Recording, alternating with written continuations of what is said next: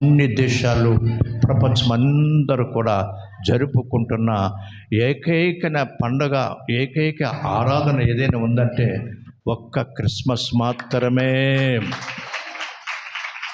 హల్లెలూయా. Christmas అనగా క్రీస్తున ఆరాధించుట. యేసు ప్రభు ఈ లోకానికి 2025 సంవత్సరాల క్రితం వచ్చారని మనకి క్యాలెండర్ తెలియపరుస్తుంది. ఇలారా యేసు ప్రభు మరి ఇందాక లేఖనాలు చదువుకున్నాం. యేసు ప్రభు పుట్టుక మునిపే ప్రవక్తలు ప్రవచించారు. 700 సంవత్సరాల క్రితం యెషయా ప్రవక్త ద్వారా ప్రవచనమైన ఇది పుట్టుక. ప్రవక్తలు ప్రవచించి లోకరక్షకుడు, ఆలోచనకర్త, ఆయన నిత్యులకు తండ్రి, ఆశ్చర్యకరుడు అని, సమాధానకర్త అని, బలవంతుడైన దేవుడని ప్రవక్త ద్వారా ప్రవచించబడిన ప్రవచనాత్మకమైన పండగది. ఏదో మరి ఉన్నట్టు రాలేదు యేసు ప్రభు. ఎందుకంటే సర్వమానవాళి పాప పరిహార్థమైన శిక్షను అనుభవించుటకు ఈ లోకానికి నరవతారుగా ఆయన పరిశుద్ధునిగా, పవిత్రునిగా ఈ లోకానికి నరరూపంలోకి వచ్చిన సృష్టికర్త. హల్లెలూయా. అందుకే కాబట్టి ఇది యేసు ప్రభు ఈ లోకానికి మతం మార్చడానికి ఏమీ రాలేదు, కానీ మనసును మార్చుకొని మానవత్వం ధరించుకొని నిశ్చయమైన నిశ్చిత్తంలో చేరుటకు, మనల్ని తీసుకెళ్ళటకు ఆయన పాపరహితుడిగా మారి ఆయన పరిశుద్ధమైన రక్తం మన కొరకు చిందించి మనల్ని పవిత్రగా చేశాడు. ప్రియులారా, హల్లెలూయా. 1 తిమోతికి రాసిన పత్రిక 1వ అధ్యాయము 15వ వచనంలో తిమోతికి రాస్తూ మరి పౌలు గారు రాస్తూ ఈ మాట, మరి పాపులు రక్షించుట కొరకు యేసుక్రీస్తు వారు ఈ లోకానికి వచ్చినారు. ఎవరిని రక్షించడానికమ్మా? పాపుల్ని, గుండాయిజం చేస్తున్న వారిని, తాగుబోతు జీవితాలని, వ్యభిచార జీవితాలని, మతవాదుల్ని, భయంకరమైన దొంగల్ని, నరహత్యకులను మార్చడానికి ఈ లోకానికి వచ్చారు. ప్రియులారా, ఈ దినాన్ని అనేక మారుతున్నారంటే వారు మారలేదు, కానీ వారు మనసులు మార్చి మనుషులుగా, భక్తిపరులుగా జీవిస్తున్నారంటే ఈ లోకానికి ఆ రక్షకుడు వచ్చి మానవత్వాలు మార్చడానికి, మనుషులు మార్చడానికి, ప్రవర్తన మార్చడానికి వచ్చాడు. అందుకే మరి ప్రభు యొక్క నామాన్ని బట్టి ఆయన నశించిపోతున్న వారిని రక్షించడం కొరకు మానవ రీతిగా ఈ లోకానికి వచ్చాడు. ఏటి నశించిపోతుంది? మానవ జీవితంలో విలువైనది ఆత్మ దీపం అంటారు. ఆ దీపముని వెలిగించే వెలుగుమయంగా, రక్షణ ఇచ్చే రక్షకుడుగా, పాపరహితమైన జీవితాన్ని, పాపమున్న జీవితాన్ని పాపరహితంగా మార్చడానికి ఈ లోకానికి వచ్చాడు. అందుకే యేసు మత్తయి సువార్త 1వ అధ్యాయము మరి 21వ వచనం మనం చదివినట్లయితే అక్కడ కూడా ఆమె యొక్క కుమారుని కనును తన ప్రజలను వారి పాపము నుండి ఆయన రక్షించును గనక, ఆయన ప్రజల వారి పాపం నుండి ఆయనే రక్షించును గనక ఆయనకు యేసు అని పేరు పెట్టును. యేసు అనగా ఏటమ్మా? రక్షకుడు. హల్లెలూయా. క్రీస్తు అనగా అభిషిక్తుడు. దయచేసి కొత్త వారున్నా, యేసు ప్రభుని ఇంకా తెలియని వారున్నా, యేసు ప్రభు మతాన్ని మార్చడానికి రాలేదు, కానీ యేసు ప్రభు నిత్యత్వానికి, ఆ పరలోకానికి, వైకుంఠాన్ని తీసుకెళ్ళడానికి ఈ లోకానికి, నీ జన్మ పాపం, కర్మ పాపం తీసివేయడానికి ఈ లోకానికి మానవ రీతిగా రావాల్సి వచ్చింది. అందుకే ఆమె యొక్క కుమారుని కనును తన ప్రజలను వారి పాపం నుండి ఆయనే రక్షించును. పాపము లేని వారు ఎవరైనా ఉన్నారండి? పాపం లేనివారు అందుకే రోమీయులకు రాసిన పత్రికలో చక్కని మాట ఉంది. 3వ అధ్యాయంలో ఈ మాట కనబడుతుంది ప్రియులారా. దేవుని వాక్యం సెలవిస్తుంది. 23 వచనంలో చూస్తే ఏ భేదమును లేదు, అందరూ పాపము చేసి దేవుడు అనుగ్రహించు మహిమను పొందలేకపోవచ్చున్నారు. దేవునికి స్తోత్రం. చూసారండి ఎంత చక్కని దేవుడు. ఏ భేదము లేదట. అందుకే ఇక్కడ కులమతాలు భేదాలు ఉండవు ప్రియులారా. అందుకే ఇంతమంది దేవుని ప్రేమను కలిగి వారి మనస్సును మార్చుకొని వారి హృదయాలు తెరుచుకొని యేసు రక్తములో కడగబడి శుద్ధీకరించబడి రక్షణ వస్త్రం ధరించుకొని ప్రభు బిడ్డలుగా జీవిస్తున్న ఈ రోజులు. కాబట్టి ఏ భేదములు లేదు, అందరూ పాపం చేసి దేవుడు అనుగ్రహించు మహిమను పొందలేకపోతున్నారు పిల్లరా. ఈ దినము మానవ జీవితం ఎలాగుందంటే తనకి ఇష్టానుసారమైన మార్గంలో జీవిస్తూ ఇష్టానుసారమైన కార్యాలు క్రియలు చేసుకుంటూ నశించిపోతున్న తన ఆత్మను నరకానికి తీసుకెళ్లే రోజుల్లో ఉన్నాం పిల్లలు. కాబట్టి ఏ భేదము లేదు. ఎవరైనా సరే మనస్సు మార్చుకొని హృదయం తెచ్చుకొని ఆయన రక్షకుడు అని, నా పాపాలు ఆయన ఒక్కడే తీసివేయగలని విశ్వసిస్తే, హృదయంలో విశ్వసిస్తే అప్పుడే నీ హృదయంలో ఆయన జన్మిస్తాడు. అదే నిజమైన క్రిస్మస్. హల్లెలూయా, హల్లెలూయా. కాబట్టి ఈ సమయంలో ఈ మైక్ ద్వారా వింటున్న ప్రతి ఒక్కరు కూడా తెలుసుకోవలసింది, ప్రభు యొక్క నామాన్ని బట్టి నేను జన్మతా పాపిని, కర్మపాపం జన్మపాపం ఏ ఒక్కరు తీయలేని మన జీవితాల్లో ఉన్న పాపాన్ని ప్రియులారా. అందుకే ఈ జన్మ పాపాన్ని కర్మ పాపాన్ని తీసివేయడానికి పరిశుద్ధుని యొక్క రక్తం చిందించబడాలి. కాబట్టి ఆ పరిశుద్ధునిగా కన్య మరియమ్మ గర్భములోంచి పరిశుద్ధాత్మ ద్వారా గర్భవతి అయింది ప్రియులారా. హల్లెలూయా. సైన్స్కి అందలేని ఆ ప్రత్యేకమైన కార్యాన్ని దేవుడు ఆ కన్య మరియమ్మ గర్భంలో చేశాడు. హల్లెలూయా. ఒక పురుషుని ఎరగని స్త్రీ కన్య, ఆ కన్య గర్భంలో పరిశుద్ధాత్మ ద్వారా. ఎందుకంటే సర్వమానవాళి పాపం పోవాలంటే, పవిత్రమైన రక్తం చిందించాలంటే పరిశుద్ధుడిగా ఈ లోకం రావాలి ప్రియులారా. హల్లెలూయా, హల్లెలూయా. చాలామంది అనుకున్నారు ప్రియులారా, ఈ మధ్యకాలంలో కన్యకేటి బిడ్డలు పుట్టడం ఏంటి అన్నారు. యూట్యూబ్లో ఒకసారి చూస్తే ఆ మాట చాలా వక్రించారు మాటని. కన్యక మరియమ్మ అని ఎత్తలేదు, కానీ కన్యకేటి పిల్లలు పుట్టడం ఏంటి అని బతికించారు. మరి ప్రియులారా, ఇది వారికి తెలుసో తెలియకో మరి వారు ఉద్దేశించిన మాట అక్కడ ప్రసంగం కూడా చేశారు పెద్దవారే వారు. కానీ ఇక్కడ భవిష్య పురాణంలో కూడా ఉన్నది ప్రియులారా. పరిశుద్ధమైన గ్రంథములో ప్రవచనాత్మకమైన ఆ యెషయా ప్రవక్త ద్వారా ఏ విధంగా రాయించున్నాడో ఇక్కడ పురాణాల్లో కూడా దేవుడు రాయించాడు ప్రియులారా. అది వారికి తెలియదేమో. ఎందుకంటే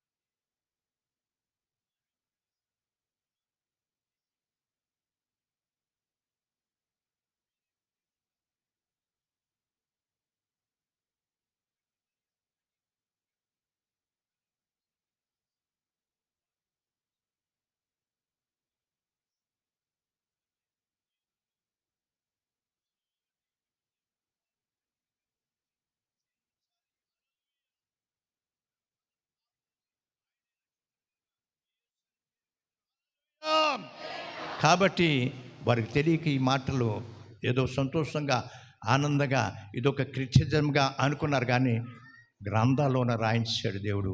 మన గ్రంథంలోనే కాదు, అనేక గ్రంథాల్లో రాయించాడు. ఆయనే మెస్సియా అని రాశాడు. యేసు మస్సియా అని మరి అనేక గ్రంథాలు, వేరే గ్రంథాల్లో కూడా రాయించుకున్నాడు ఆయన ఆ గ్రంథంలో. కానీ యేసు ప్రభు ఏదంటే అమెరికా దేశస్థుడు కాదు, అమెరికా దేశస్థుడు కాదు, ఆయన ఆలోచనకర్త. ఎందుకంటే 9వ అధ్యాయము యెషయా గ్రంథము 6వ వచనంలో మనం చూసినట్లయితే అక్కడ ప్రవక్త రాసిన మాటలు ఏమిటంటే, ఏలయనగా మనకు శిశువు పుట్టెను, మనకు కుమారుడు అనుగ్రహించబడను. హల్లెలూయా.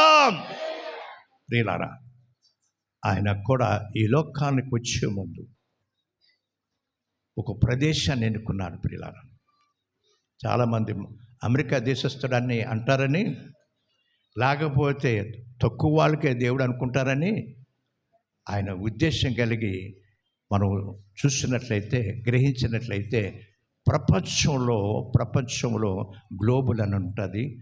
అది అందులో మధ్యని, అందుకే ఇటు అటు కాకుండా మధ్య ప్రాంతంలో ఆయన రావడానికి సిద్ధపడ్డాడు. హల్లెలూయా. ఎవరు ప్రాంతము వాడు కాదు. నిజంగా చెప్పాలంటే ఆసియా ఖండము మన భారతదేశంలో ఉంది.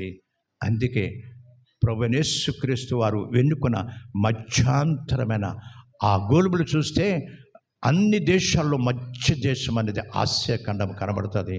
అది యెరూషలేములో ఆయన జన్మించాడు, ఎన్నుకున్నాడు. ప్రియులారా, ఇది తెలియక చాలామంది అర్థం చేసుకోక మతాన్ని స్థాపించడానికి వచ్చాడు అనేది. ప్రియులారా, హల్లెలూయా.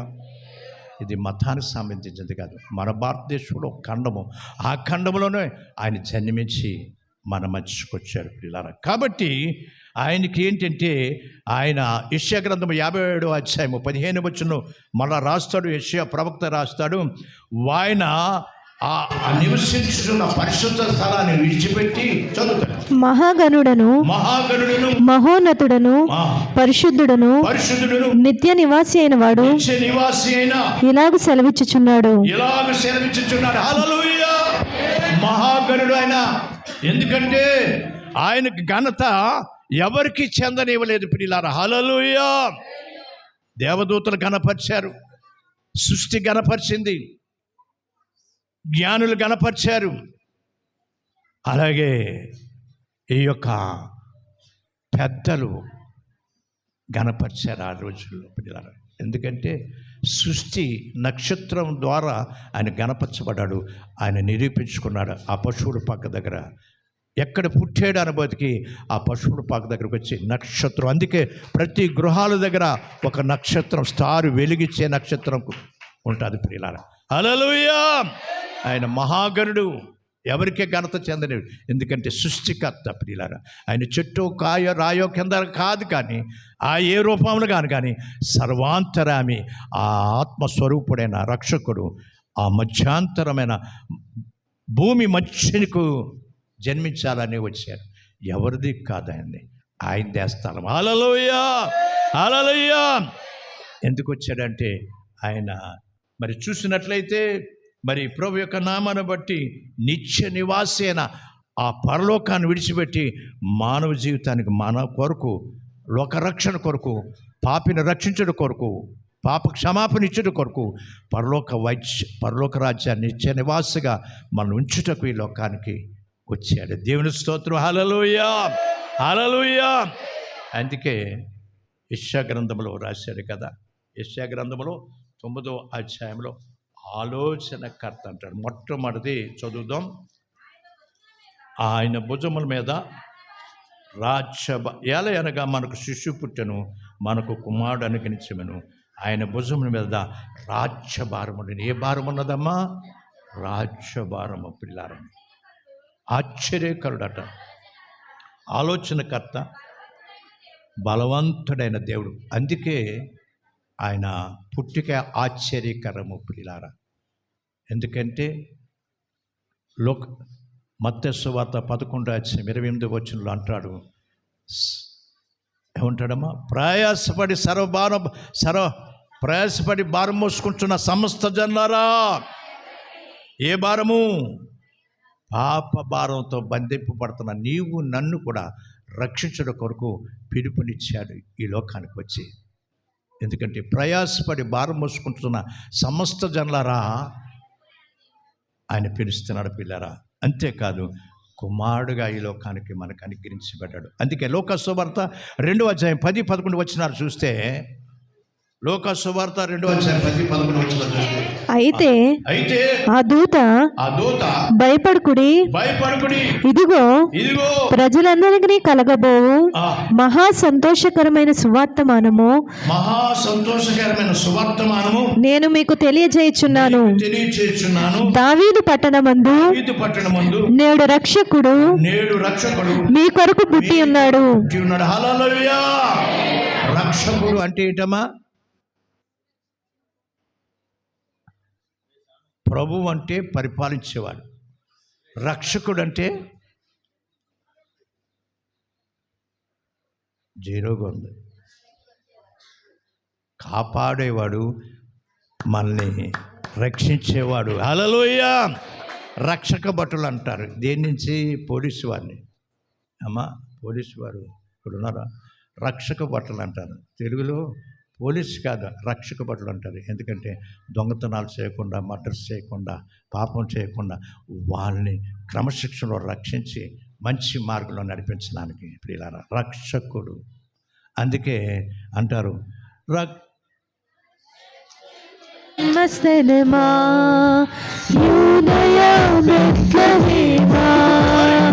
రక్షకుని జన్మస్థలమా యూదయ బెత్లెహేమా ఆరాధనలకు ఆరంభమా హృదయార్పణలకు నివాసమా ఆరాధనలకు ఆరంభమా హృదయార్పణలకు నివాసమా ఎందుకు ఇంత భాగ్యము దాచి ఉంచు ప్రభు నీ కోసము ఎందుకు ఇంత భాగ్యము దాచి ఉంచు ప్రభు నీ కోసము స్తుతియు మహిమ ప్రభావము ఎల్లవేళల ప్రభుకే చెందును స్తుతియు మహిమ ప్రభావము ఎల్లవేళల ప్రభుకే చెందును రక్షకుని జన్మస్థలమా యూదయ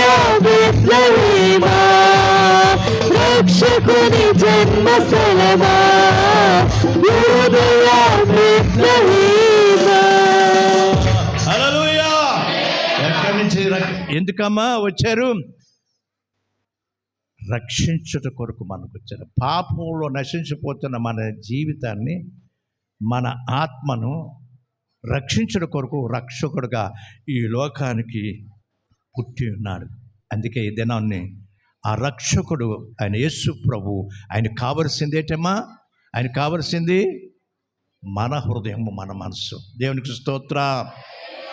మన మనస్సు, మన హృదయము ఎప్పుడైతే మారిందో అప్పుడే ఆ రక్షకునికి జన్మస్థలముగా మన హృదయము, మన మనస్సు ఉంటుంది. ఇలా మారలేదనుకోండి, ఇంకా చెడు క్రియలు, చెడు ఆడవాళ్ళతో, చెడు నడతల్లో ఉన్నారనుకోండి, మనం ఇంకా ఆయన్ని సిలివేసిన వారిగానే ఉంటాం ప్రియులారా. అందుకే ప్రియులారా రక్షకుడు మీ కొరకు పుట్టినాడు. ఈయన ప్రభువే క్రీస్తు. హల్లెలూయా. క్రీస్తు అనగా అభిషక్తుడు, యేసు అనగా రక్షకుడు. యేసుబాబు నమ్మేసావా? అప్పుడే యేసుబాబు నమ్మేసావా? అప్పుడే ఎందుకు నమ్మేసావు? మతం మార్చేస్తారా బాబు అన్నాడు. మతం మార్చారమ్మా, ఇక్కడ అందరూ ఉన్నారు. అమ్మ మీరు గట్టిగా చెప్పరేటి? రెండవది రెడీగా ఉన్నది అక్కడ. ఏం మార్చుకున్నారు అమ్మ? గట్టిగా చాలామంది వింటున్నారు. మనస్సు మార్చుకున్నారు. ఆయనకి అనేక మంది వారు ఉన్నారు. ఎందుకు?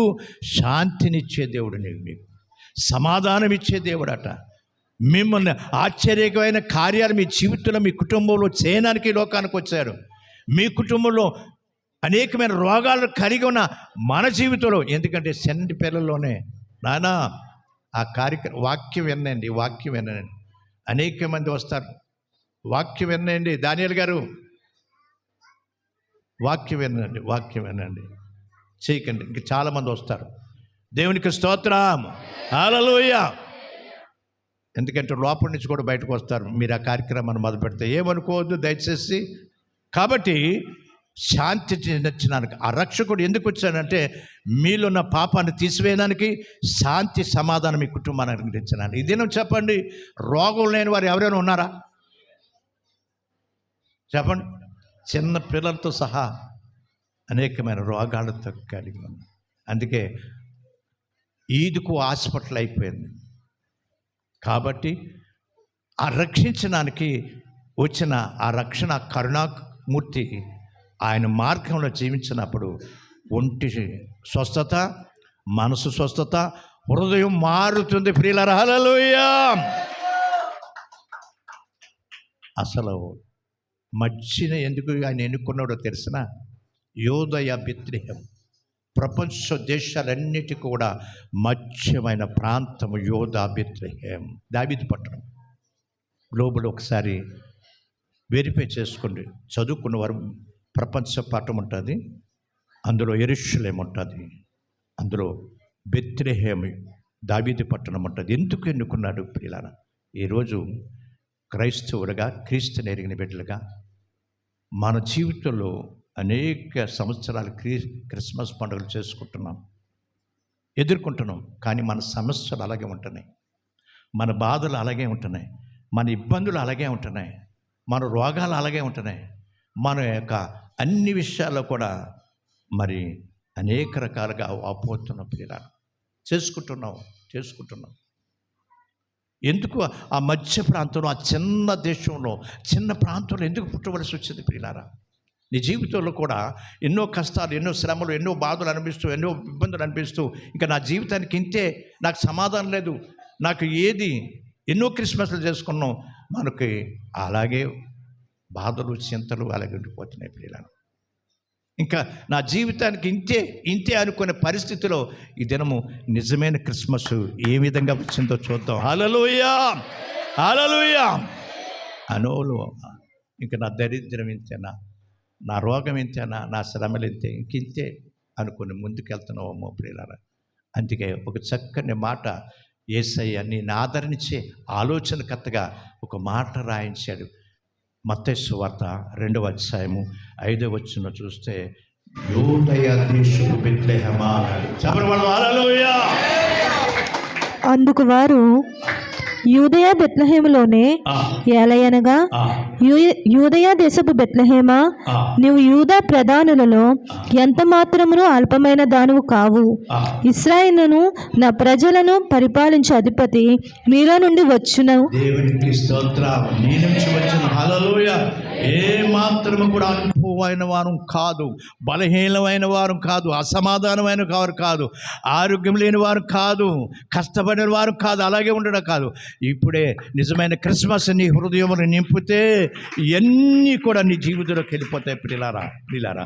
అందుకే ఏంటి నిజమైన క్రిస్మస్ అంటే? ఇతరులను క్షమించుట, ఇతరులను ప్రేమించుట, ఇతరులను ఆదరించుట. నువ్వేమీ కూడా అల్పమైన వారు కాదు. అందుకే యోదయ బెత్లెహేమా, నువ్వు ఎంత మాత్రం అల్పదానివే కాదు.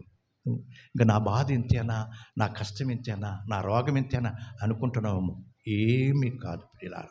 అందుకే రాశారు, నువ్వేమాత్రము తక్కువ వారు కాదు ప్రియులారా.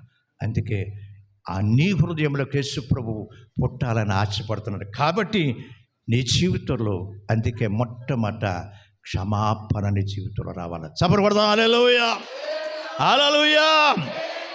క్షమించే క్షమాపణ నీ హృదయంలో రావాలి.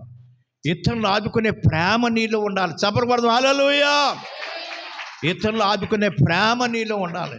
అప్పుడే నిజమైన క్రిస్మస్ నీ హృదయంలో, నా హృదయంలో నింపబడుతుంది. ప్రేమిస్తున్నావా? ఆదుకున్నాం. మనం గొప్ప చెప్పుకుంటాం, మనం ఎన్నో గొప్ప చెప్పుకొని డబ్బులు కొట్టుకుంటాం ప్రియులారా. ఎందుకు నీ హృదయం, నా హృదయంలో నిజమైన సంతోషం కలగలేదంటే ప్రియులారా, కొంతమంది ఇక్కడే ఉన్నారు, తగ్గించబడ్డారు, తగ్గించుకున్నారు, లోబడుతున్నారు, ప్రేమ చూపిస్తున్నారు, ఆదరణ చూపిస్తున్నారు, సంతోషం వారి హృదయంలో నింపబడుతుంది. అదే నిజమైన క్రిస్మస్. యేసు ప్రభు ఎందుకు వచ్చాడు? క్షమించడానికి వచ్చాడు, ప్రేమించడానికి వచ్చాడు, ఆదరించడానికి వచ్చాడు, త్యాగమయ్యాడు. ఎందుకు కొవ్వెత్తి వెలిగించావు? మొన్న రాత్రి ఎందుకు కొవ్వెత్తి వెలిగించావు? ఇతరులకు వెలుగు చూపించి ఆ కొవ్వొత్తు తాను కరిగిపోతూ ఉంటుంది. అలాగే యేసయ్య లోకానికి వెలుగుగా వచ్చి లోకానికి నీ కొరకు నా కొరకు ఆ కొవ్వొత్తులాగా కరిగిపోయి పాపంలో కరిగిపోయి నీకు వెలిగించి ఆయన రక్షకుడుగా నిరూపించుకున్నాడు, పరిశుద్ధుడిగా నిరూపించుకున్నాడు ప్రియులారా. ఇంకా మన కక్షలు, కులమతాలు, భేదాలు, వేదాలు ఇవన్నీ కొట్టుకుంటే నీ కర్మ, నీ దరిద్రం అంటున్నాడు దేవుడు. ఏమన్నాడు? దరిద్రం. మన దరిద్రం. ప్రయాసపడి భారం మోసుకున్న సమస్త జనులారా నా యొద్దకు రండి, మీకు విశ్రాంతి కలుగచేస్తానంటే నాలుగు ఒకరు ఉన్నారట. చెప్పాను కదండి. అయ్యా ఇంతటి భారం మూట ఎట్టుకొని తల మీద ఎట్టుకొని ఒక ఆయన అలాగా చూద్దాం ఎండలో నుంచున్నాడట. ఈ లోపల ఒక ఆటో డ్రైవర్ గారు ఆయన వెళ్ళిపోతున్నారు. చాలా బరువుతో తల మీద పెట్టుకుని ఉన్నాడు కదా. సరే బాబు ఎక్కయ్యా, ఎక్కమన్నారు కాదని గౌకని ఎక్కేశాడు. ఈ భారంతో తల మీద పెట్టుకుని మూట. అప్పరగారు అర్థమవుతుందా? అయిన వేళ అప్పరగారు తల మీద మూట ఎట్టుకొని ఎక్కేశాడు. ఎక్కిన తర్వాత తల మీద మూట అలాగే ఉంది, వాహనం వెళ్ళిపోతుంది. పాపం డ్రైవర్ మధ్యలో చూసి వెనక్కి తిరిగి చూశాడు. తిరిగి చూడబోతుకి ఏముంది? ఇక్కడ ఉన్నారా? ఇంకో పాట పాడేస్తాను మరి అయితే. అమ్మా మూట నెత్తి మీద ఉంది. అప్పుడు ఆయన అన్నాడట, ఏమయ్యా ఆ మూటని కొంచెం దించుకొని పక్కన పెట్టుకోకూడదు అని అన్నాడట. అయ్యా నన్ను నా మూటను మోస్తాను కదా, నన్ను మోస్తున్నా కదా, నా నేనేం మోసుకుంటాను అంటే, ఓరి పిచ్చోడా, నిన్ను నీ మూటను మోసేది ఈ వాహనం ఎరా, ఆ పక్కన పెట్టుకో అన్నాడట. ఇప్పుడు చెప్పండి, మనం ఎక్కడ పెట్టుకుంటున్నాం? మన పాప భారం నెత్తి మీద ఎట్టుకుంటున్నాం. ఎందుకంటే కక్షలు, క్రోధాలు, అసూయలు, ద్వేషాలనే పాపమైన మూటను నెత్తి మీద ఎట్టుకుంటున్నాము. కులమనే మూట పెట్టుకుంటున్నాము, అసూయ అనే మూట పెట్టుకుంటున్నాము, ద్వేషం అనే మూట పెట్టుకుంటున్నాము, అంతస్తు అనే మూట పెట్టుకుంటున్నాము, హోదా అని మూట పెట్టుకున్నాము.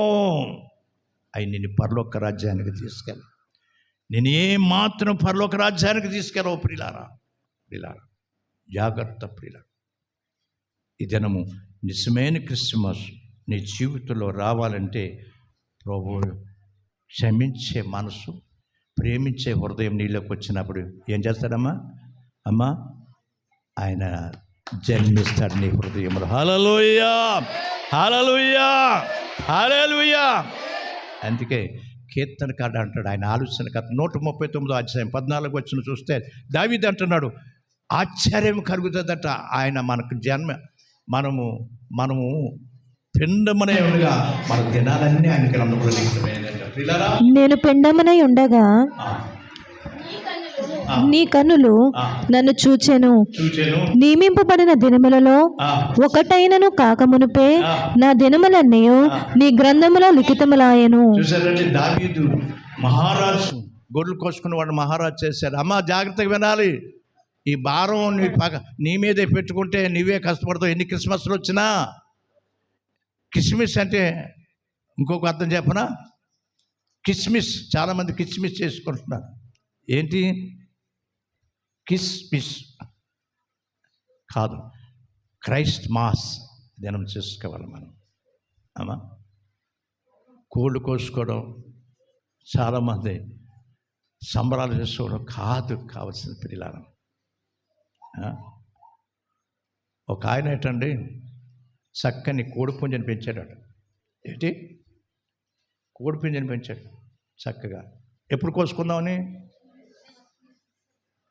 పెద్ద కిస్మిస్కి పండగ చేసుకుందామని. చాలామంది కిస్మిస్ ఇలా చేసుకుంటూ ఉంటారు. జాగ్రత్త. కొంతమంది తాగుడికి, కొంతమంది ఆనందం కొరకు అనేక రకాలుగా అది కాదు పిల్లలు. ఈ కోడిని పుంజను పెట్టుకొని ఒక గంపలో పెట్టాడట. ఈ గంపలో పెట్టిన కోడి పుంజ ఏమైందట, వాళ్ళ మనవడు మా మనవడు ఎక్కడున్నాడు, విజయ్ ఇలాంటి వాడు వెళ్ళి అది ఏం తెలుస్తుంది ఆ గంపను ఎలా తెరిచాడట. ఏమవుతుందమ్మా ఇప్పుడు చెప్పరేంటి? పారిపోద్దా? ఇందులోనే ఉంటానంటదా? అది చక్కగా ఏరిపోయి బయటికి పోయి పక్కింటికి పోయింది. కిస్మిస్ పక్కింటికి పోయింది. ఈ లోపల చర్చికి వెళ్ళాడు ఈయన. వచ్చాడు, ఒరే ఒరే కిస్మిస్ చేసుకుందాం అన్నాడట మనోడితో, ఇంకొక పెద్ద మనోడితో. అలాగే తాతయ్య అన్నాడట. ఈ లోపల ఇద్దరు కలిసి ఇలా గొడవపోతుకి ఆ గంపలో ఒక కోడిపుంచి కనబడలేదట. ఏదైనా కిస్మిస్ ఏదైనా అనిపోతుకి ఈ పెద్దమ్మడు కొంచెం చూసి ఆ పక్క కుక్కరు కోనడితే పక్కింటికి పోయిందంట. అలా కాదు పిల్లారా, నిజమైన క్రిస్మస్ క్రీస్తును ఆరాధించే హృదయం, క్రీస్తును ప్రేమించే మనసు నీలో ఉంటే అది విరిగిన మనసు, నలిగిన హృదయం ఆయనకి ఇష్టమైన బలి. హల్లెలూయా.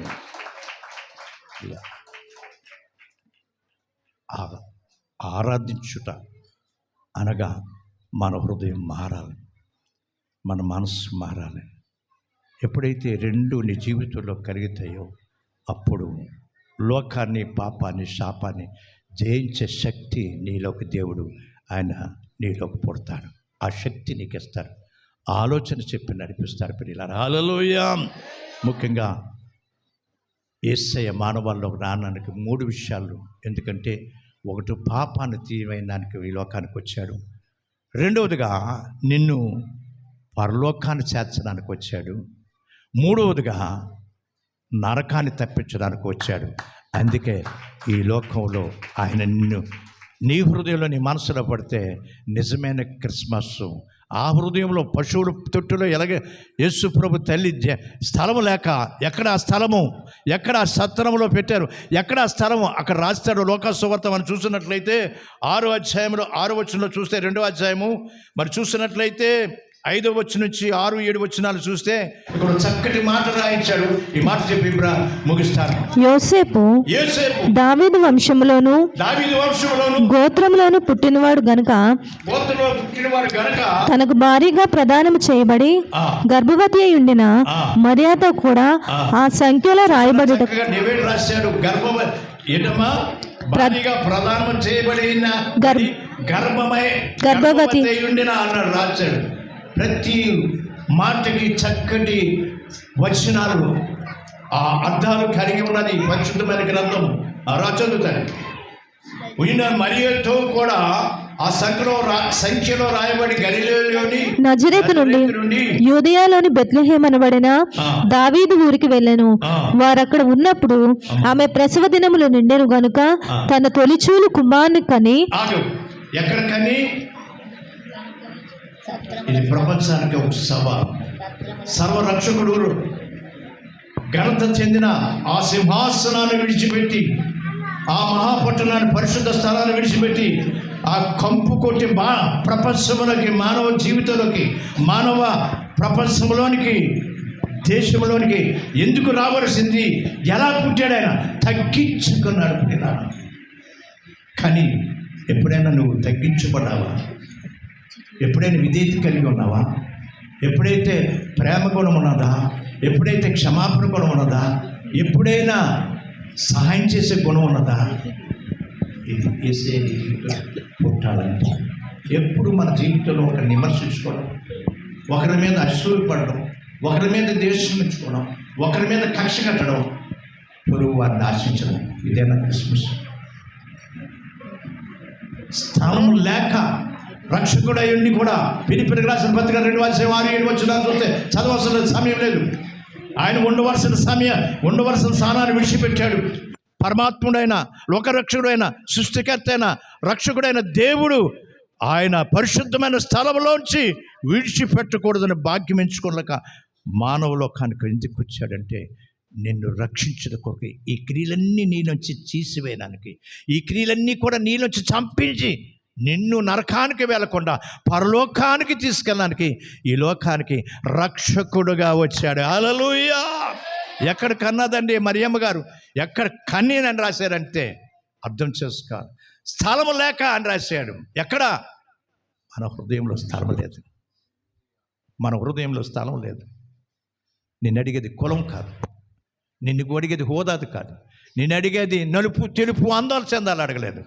ఆయన నీ హృదయంలో అడుగు పెట్టాలని, నీ హృదయంలో ఆయన జన్మించాలని ఈ లోకానికి వచ్చాడు. అందుకే ఆ తల్లి కని ఒక పశువుల తొట్టిలో పెట్టింది. చెప్పకూడదు. హల్లెలూయా, హల్లెలూయా, హల్లెలూయా. ఆ సమయములో ఒక నక్షత్రము ద్వారా దేవుని మహిమపరచబడ్డారు, కాపర్ల ద్వారా. చూడండి మరి ఈ 18 అదే అధ్యాయంలో చూసినట్లయితే 20 వచనం చూస్తే అంతటా గొర్రెల కాపర్లను రాశాడు. గొర్రెల కాపర్లు ఎవరు? ఇదేనా గొర్రెలు కాసుకున్న వాళ్ళు ఎవరండి? ఒక ప్రత్యేకత ఉంది వారు. గొర్రెల కాపరు తమతో చెప్పిన మాటలు తాను విన్న వాటిని కన్న వాటిని గురించి దేవుని మహిమపరచు స్తోత్రం చేయొచ్చు తిరిగి వెళ్ళి. దేవుని మహిమను ఈ సృష్టిస్తూ గణపరుస్తుంది. ఆకాశము దేవుని స్తుతిస్తుంది, సూర్యచంద్రులు దాని యొక్క పని ద్వారా దేవుని మహిమపరుస్తున్నాయి, నక్షత్రాలు వెలుగు ద్వారా దాన్ని మహిమపరుస్తున్నారు. సముద్రం ఘోషిస్తూ హద్దు దారకుండా అది దేవుని స్తుతిస్తుంది, నదులు చప్పట్లు కొడుతూ దేవుని స్తుతిస్తుంది. ఒక సృష్టి అంతా కూడా ఉదయకాలము లేచి దేవుని స్తుతిస్తున్నాయి. కానీ మానవుడు అయిన పాపి దేవుణ్ణి స్తుతించలేని జీవితంలో ఎప్పుడైతే ఆ స్తుతించే మనసు వచ్చిందో అప్పుడే రక్షకుడు నీ హృదయంలో జన్మించాడు. హల్లెలూయా, హల్లెలూయా.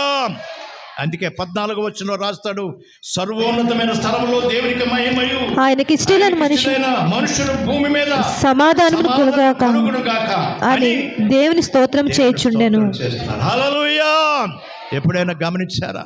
మనం కూడా మన జీవితాన్ని ఈ దినము ఆ రక్షకునికి జన్మస్థలంగా మన హృదయం మనసు ఇచ్చి, పాపం లేని జీవితం, పాపం లేని క్రియలు మనలోంచి తీసివేసి, పాపం ఉంది భారం మోసుకుంటున్నావు, పాపం ఆ మోసుకొని భారాన్ని పక్కన పెట్టి ప్రభుకిచ్చి ఆ ప్రభు అయిన యేసుక్రీస్తు నీ హృదయంలో అంగీకరిస్తే నీ కులాన్ని అడగలేదు, నీ అందాన్ని అడగలేదు, నీ స్టేటస్ని అడగలేదు, నువ్వు ఎంత చదువుకున్నావు అని అడగలేదు. ఇవన్నీ నేనిచ్చినాయే కదా. నీ హృదయం, నీ మనస్సు మారితే అందులోకి నేను వచ్చి నిజమైన నీలోంచి జన్మనిచ్చి అనేక మందికి వెలిగిస్తానని చెప్తున్నాను. రక్షకుని జన్మస్థలమా బెత్లెహేమా, రక్షకుని జన్మస్థలమా యూదయా బెత్లెహేమా, ఆరాధనలకు ఆరంభమా, హృదయార్పణలకు నివాసమా, ఆరాధనలకు ఆరంభమా, హృదయార్పణలకు నివాసమా. ఎందుకు ఇంత భాగ్యము దాచి ఉంచి